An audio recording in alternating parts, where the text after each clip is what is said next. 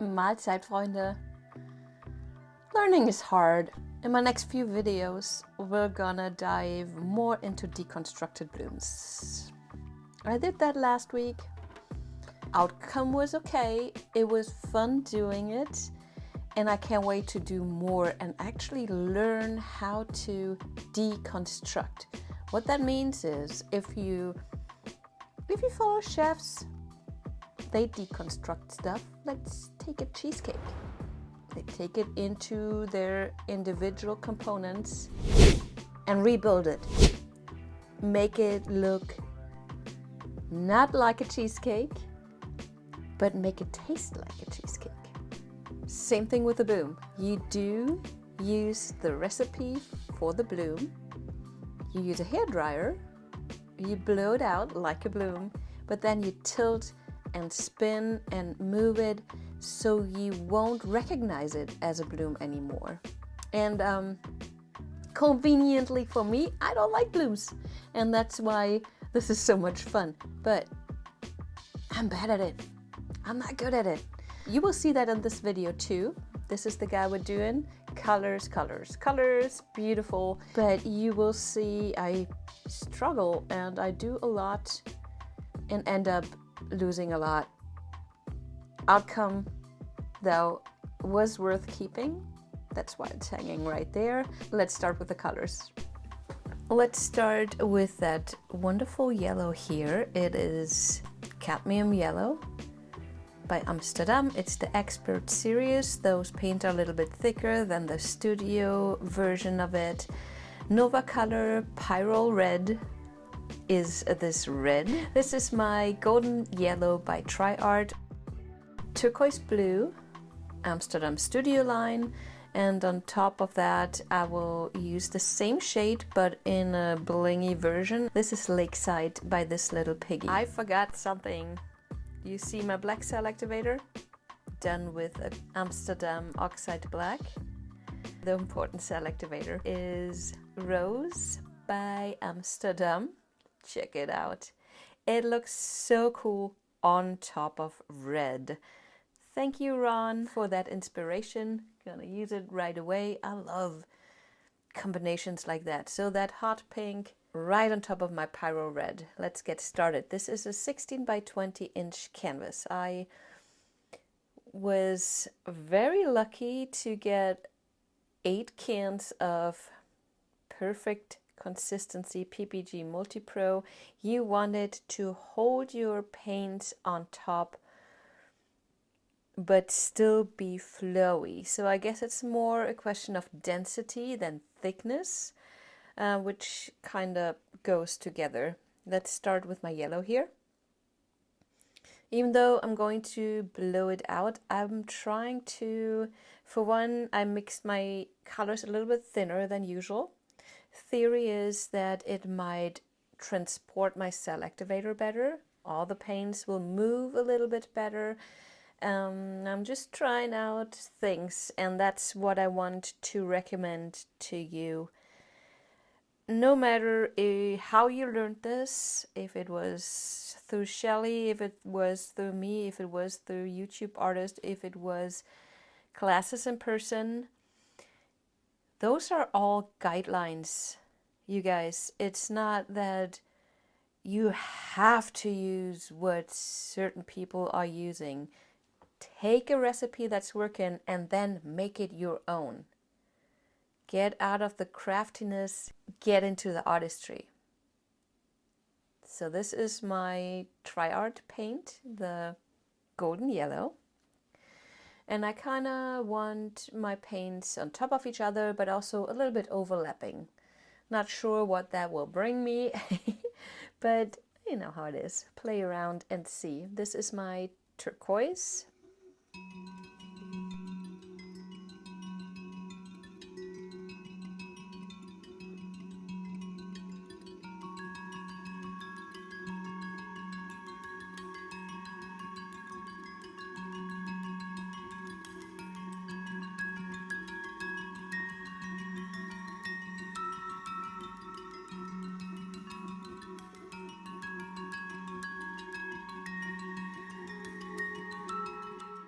This is Lakeside on top of it.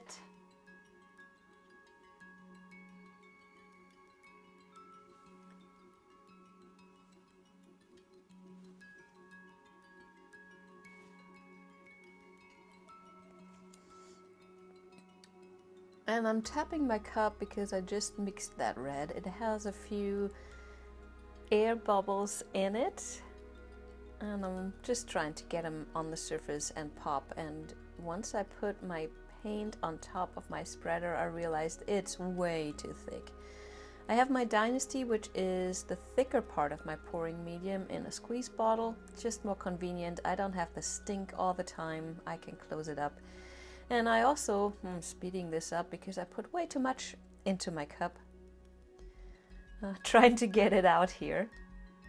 And once I'm done with that, I will add some of my too thin mixed paint, mix it with the thicker component, and that way I will thicken the whole paint up. So this consistency is still thinner than I used in my previous paintings, but same consistency as my other colors. So this is kind of what you have to look for.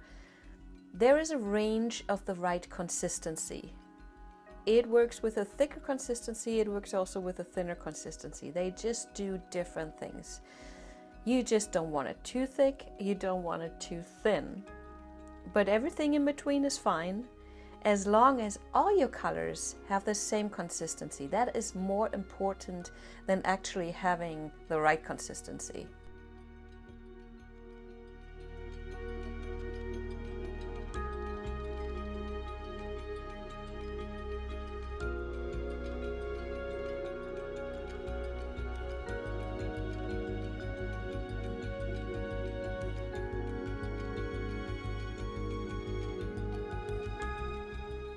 So the next step is my cell activator.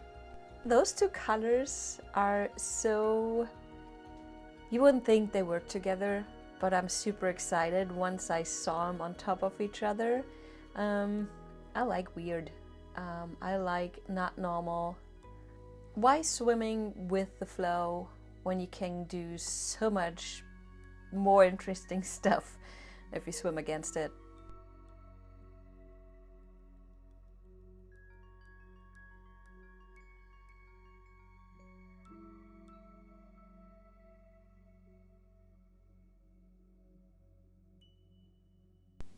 So instead of getting the hairdryer out right away, I try to have a bigger surface when I put my cell activator on top of my red. And then I blow in the middle to make that surface even bigger, and I have more chances to hit the cell activator first with my hairdryer. There's a lot of air coming out of that thing, and aiming is hard. So the bigger the surface, the easier it is to hit things, actually. So the first blowout was fine. I find that little wiggles help. Stopping and not thinking I have to blow out the whole thing with one blow. No, you can take your time. And in the end, see, there is some solid parts of my cell activator, and I blow into those solid parts to thin out the layer of cell activator and give it the chance to form the cells. Give it the chance to repel from the paints underneath and then sink down.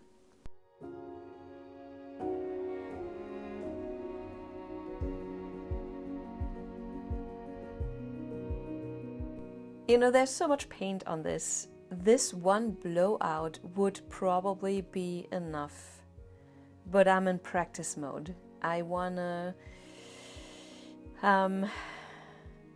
do it more. That's why I'm gonna put more puddles on. I think altogether I do 3. I will do scoops and drags on this because I'm testing out. I'm not only practicing the blow and the movements and just getting into that experience, I'm also seeing, okay, what else can I do? What does deconstructing mean? Can I swipe on it? Can I scoop and drag? And I did, spoiler,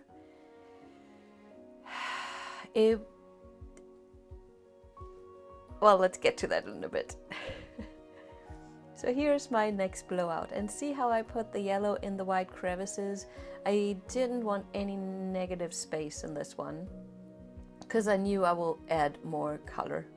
So there's no way I will end up with a good negative space to color ratio, and that is why I just cover the whole thing.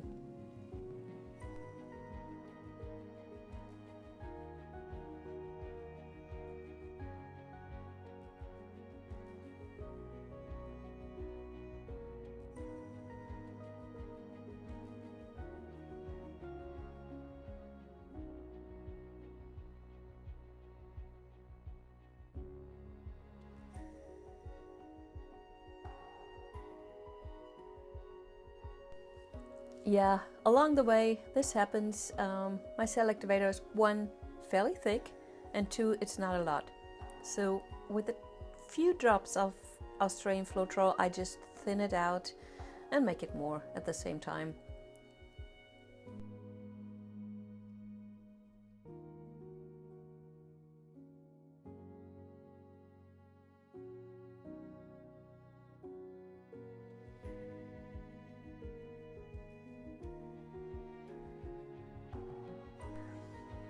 I'm gonna do the same thing, blow in the middle before I get the hairdryer out. Oh, and look at that, I'm doing some power blows too.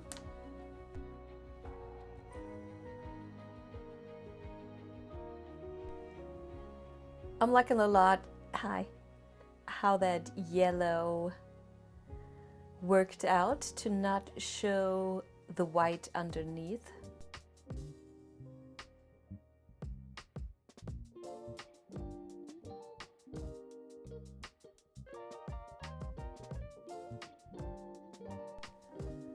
Okay, mouth blowing over, there is the power tool.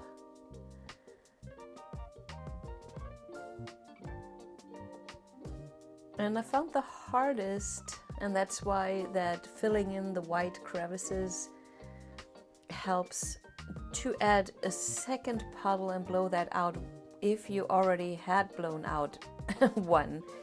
That's gonna take me a little bit. I wonder how that could be done. I mean, this is a good solution. You don't see white at all. I just blew in certain areas, but I also end up with solid puddles of cell activator that I need to move more.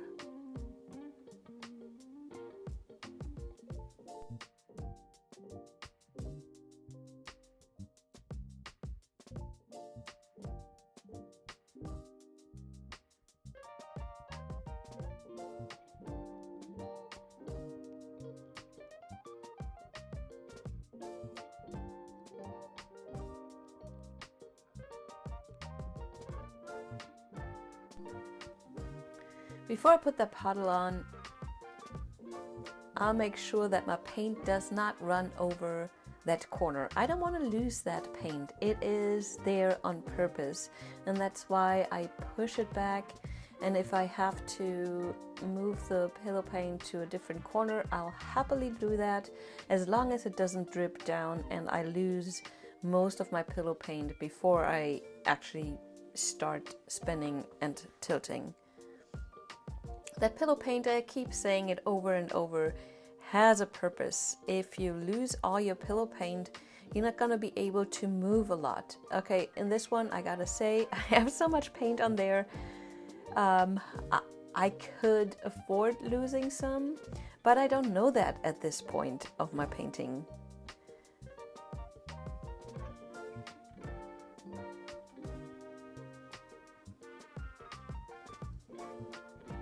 Let's do the same thing over below in the middle before I get the hairdryer out.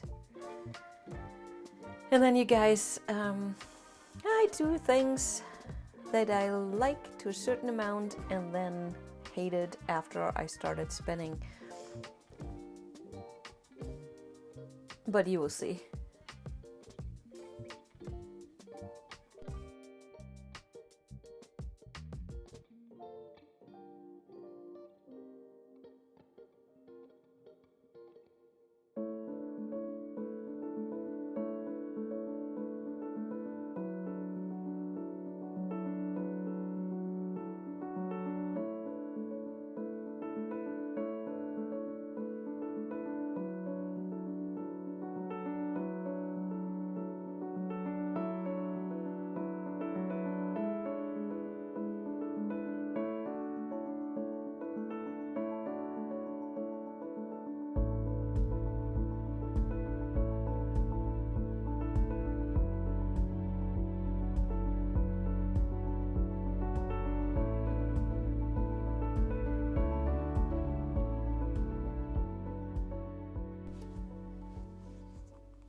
Obviously, I'm having way too much fun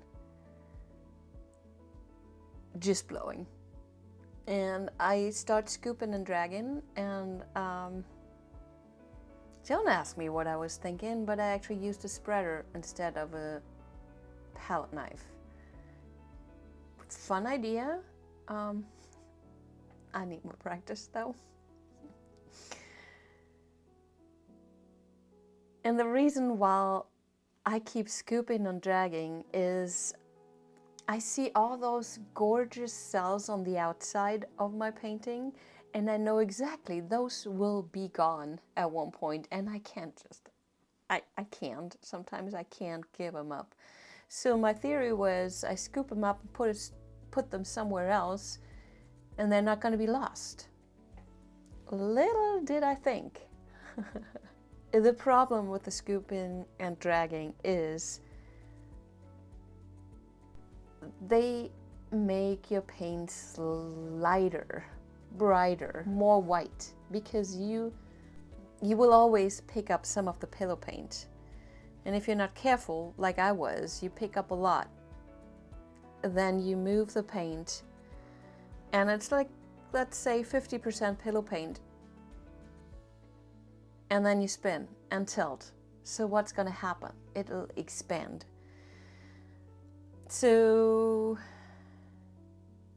even though I'm good at scooping and dragging, it was probably at the wrong time. If I'd done it later in my process, the scoop and drags would have not expanded as much and gotten so light.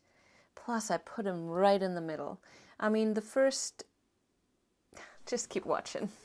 So the first one was great. The second one was okay. It fit to the first one. The third one, you guys, was just not a smart move. I covered up for one really cool cells, and the second part I was doing wrong is I stretched it too much, and the positioning is just not good. Gotta say it. It was not good. Here I tried to fix it because I know that tail will expand. That is all my experience. I've done it before. I know what's gonna happen. Not a good move.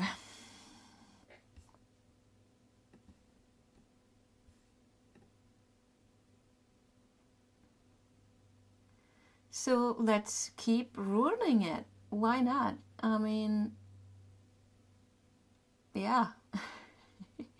The trick of scooping and dragging is picking up a saturated spot in your painting, meaning lots of cell activator, lots of color, give you the chance to not go too deep into the pillow and pick it up and move it over your colors.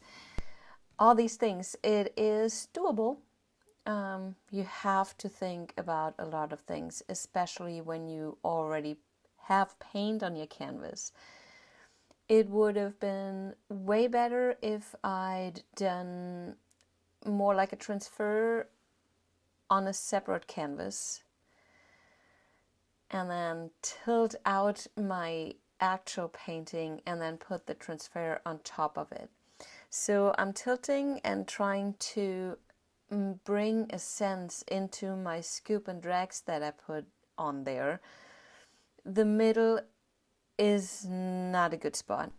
I'm always going for the rule of thirds, so I'm kind of aiming on putting that line of scoop and drags more on a 2/3 line of my painting. But I can tell it's probably not going to work out the way I want it to.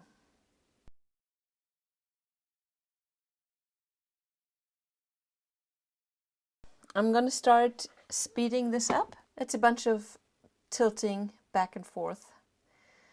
And I am going to scoop and drag a little bit more because I want to get rid of that one scoop and drag that is right in the middle, and then see what I do in the end to fix it. And I will join you again for the flyover and the dried results.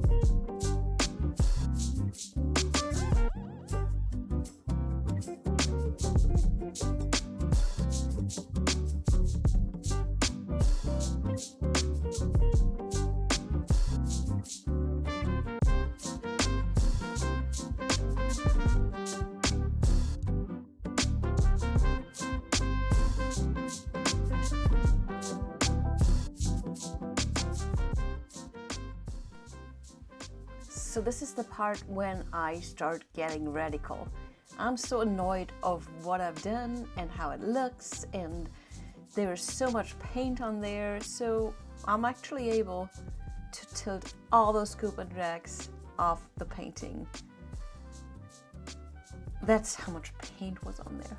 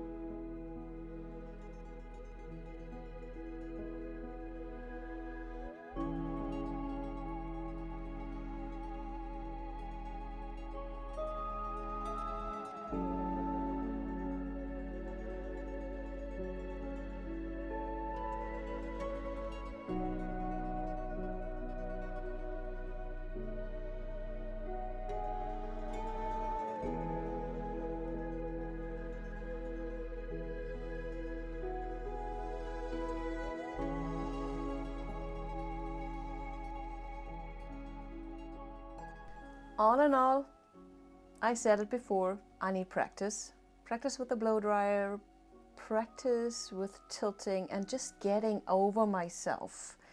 can't be that hard, can it? Let me show you the dried result now. Here we are. As always, acrylics tend to dry darker, but it's still so intense. Here you can see some of the lakeside. I wish I'd done more of that here too. So on purpose I put the lakeside on top of my turquoise, just to not necessarily have another color, but bring some bling into the turquoise.